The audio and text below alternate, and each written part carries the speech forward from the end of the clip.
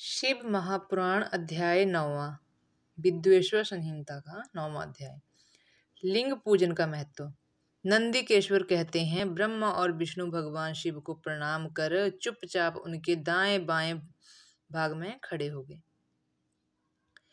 उन्होंने पूजनीय महादेव जी को श्रेष्ठ आसन पर बैठाकर पवित्र वस्तुओं से उनका पूजन किया। दीर्घ काल तक स्थिर रहने वाली वस्तुओं को पुष्प वस्तु तथा अल्पकाल तक टिकने वाली वस्तुओं को प्राकृतिक वस्तु कहते हैं।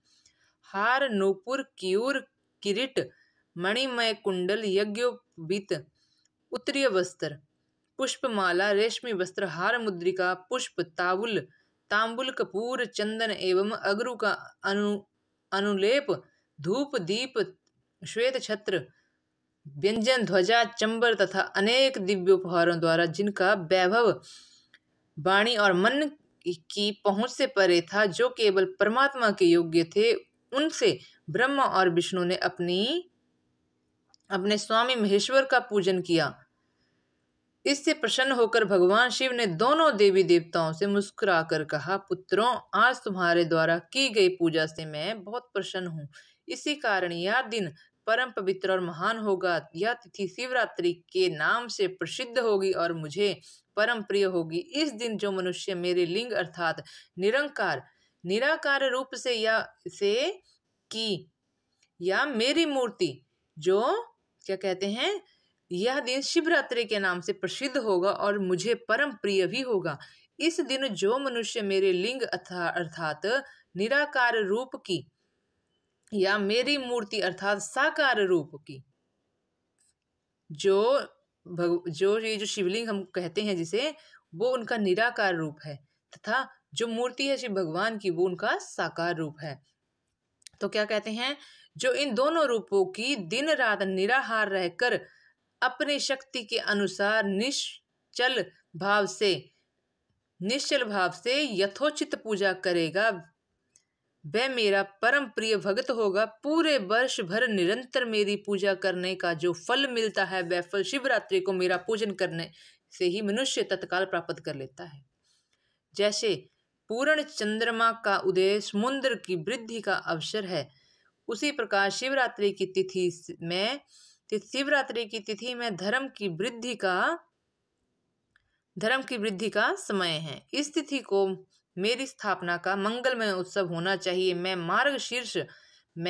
मार्गशीर्ष मास में आद्रा नक्षत्र से युक्त पूर्णमासी या प्रतिपदा को ज्योतिर्मय स्तंभ के रूप में प्रकट हुआ था। इस दिन जो भी मनुष्य पार्वती सहित मेरा दर्शन करता है अथवा मेरी मूर्ति या लिंग की झांकी निकालता है, वह मेरे लिए कार्तिकेय से भी अधिक प्रिय है।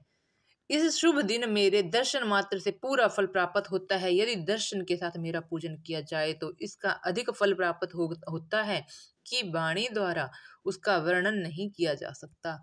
लिंग रूप में प्रकट होकर मैं बहुत बड़ा हो गया हूँ, अतः लिंग के कारण वह भूतल लिंग स्थान के नाम से प्रसिद्ध हुआ।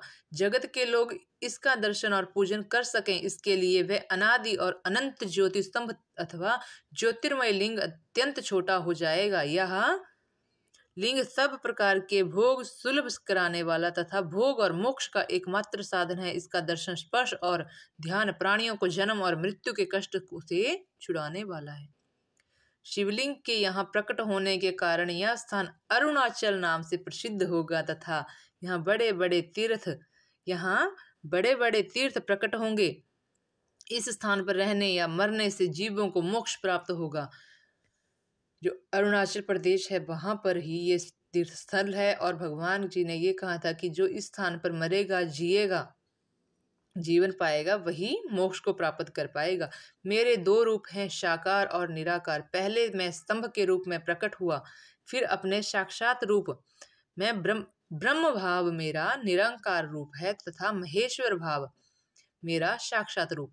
ये दोनों ही मेरे सिद्ध रूप हैं। मैं ही पर ब्रह्मा परमात्मा हूँ। जीवों पर अनुग्रह करना मेरा कार्य है। मैं जगत की वृद्धि करने वाला होने के कारण ब्रह्मा कहलाता हूँ।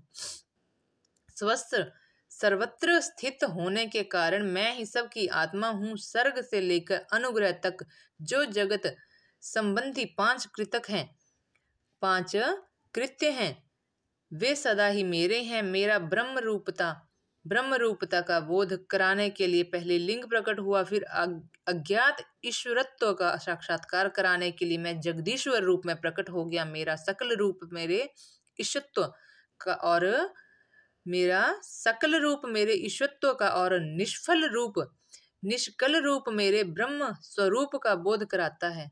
मेरा लिंग मेरा स्वरूप है और मेरे सामीप्य की प्राप्ति कराने वाला है। मेरे लिंग की स्थापना करने वाले मेरे उपासक को मेरी समानता की प्राप्ति हो जाती है तथा मेरे साथ एकत्व का अनुभव करता हुआ संसार सागर से मुक्त हो जाता है या जीते जी परमानंद की अनुभूति कराता है और शरीर का त्याग कर शिवलोक को प्राप्त होता है, अर्थात मेरा ही स्वरूप हो जाता है। मूर्ति की स्थापना लिंग की अपेक्षा गौण है या उन भक्तों के लिए है जो शिव तत्व के अनुशीलन में सक्षम नहीं है।